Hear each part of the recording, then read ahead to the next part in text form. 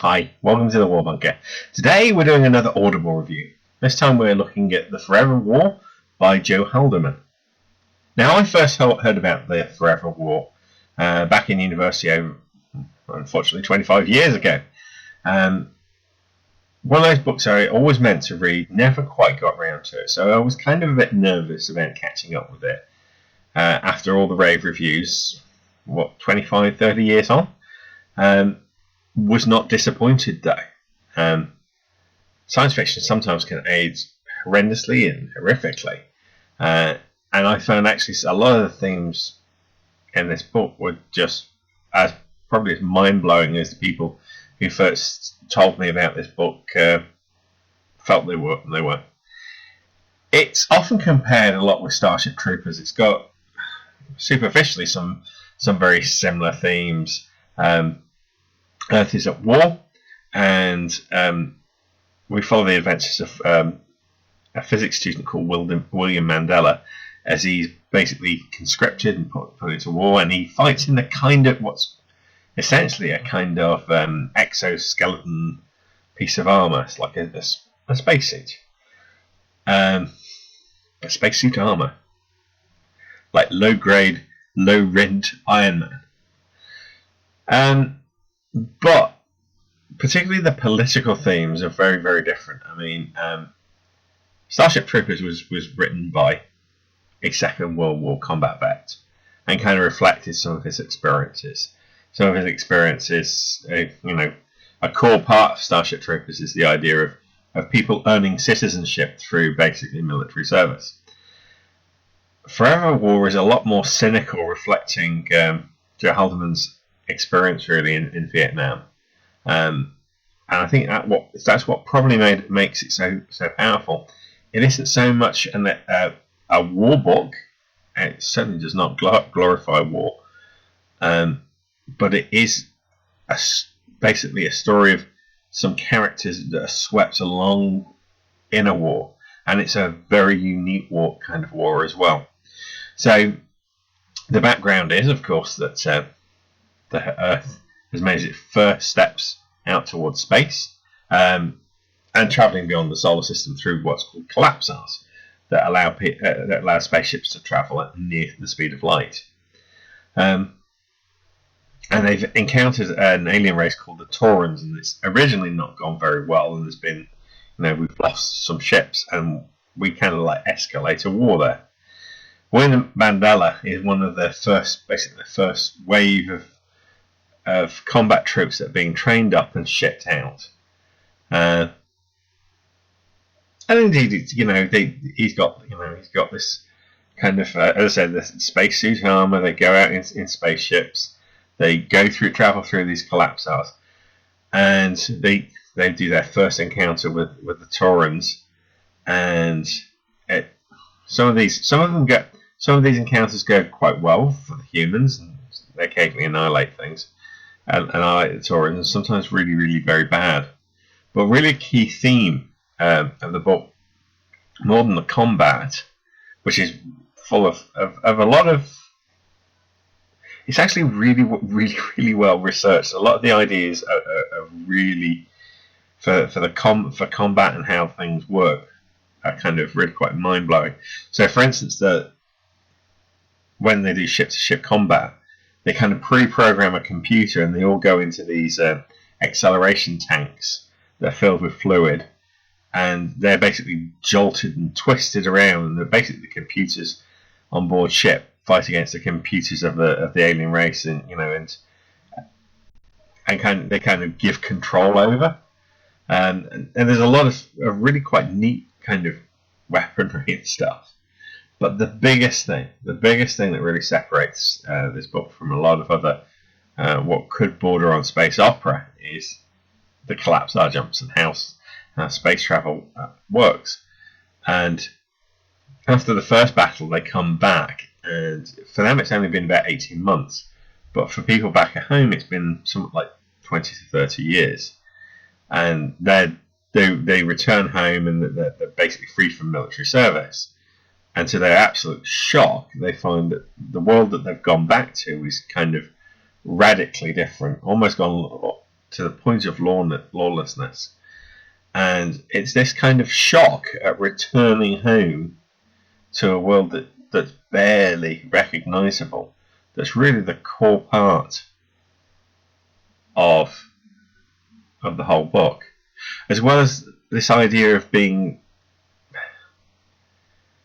broken down as a human, dehumanized.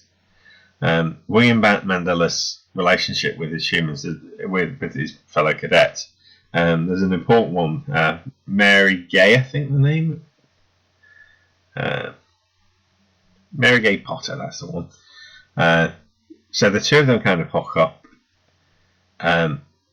But apart from that, there's a lot of people that come and go, particularly in the start of the book.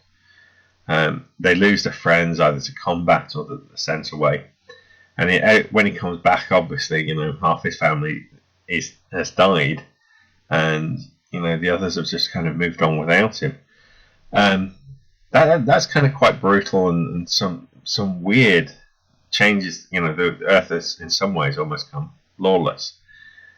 Everyone kind of is suspicious of the troopers that have returned, because everyone's paying really high taxation back on Earth, and they're wondering if it's just a phony war or what's exactly going on. All of these are, of course, kind of parallels and themes to things that the Vietnam vets would have felt on their return, from service in Vietnam. And it's to watch society change each time they do this. So they then go on another mission and they come back, and Earth's radically different again. And this time, the Earth that they come back to has gone from being a heterosexual, where heterosexual is the norm, to one where homosexuality is the norm, because there's been giant population explosions, and suddenly it's become very fashionable to be homosexual because it keeps a cap on human reproduction. And so all of a sudden, William is in the midst of people that think he's somewhat odd, very odd actually, because he's a heterosexual and they're not.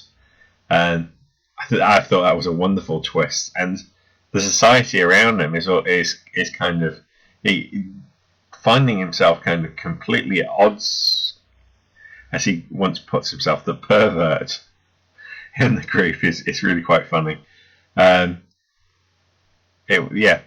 Interesting book. I don't want to give away too much more than that, but yeah, a lot of really great ideas. One of the problems I sometimes have with science fiction is I can particularly look on Wikipedia and kind of find a book and I read it and go, read the synopsis of it and go, wow, that sounds like it's got it's a really great book. And then you start to read it, and I'm trying to think what the name of the book. I think it was a Larry Niven book I read. Was trying to read based on this, and the character just felt really flat. And it was whilst it might have ideas, it was kind of a bit poorly written. I felt with Forever War, the two key characters of William Mandela and Mary Gay Potter are actually characters that they're well written. You kind of like them, and you kind of root for them. It's basically them against the system, and a system that kind of dehumanizes them. Well, one of the things that it turns out that they've done is that they've been given post-symptomatic suggestion that on a certain command that they will just go into a killing frenzy.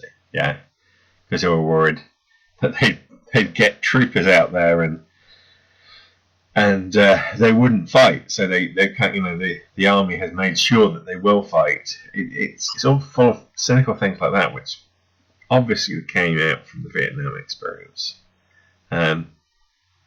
But it's interesting because you kind of witness the characters being stripped of a lot of things, and increasingly alienated. Their bodies are adapted, their minds are slightly changed.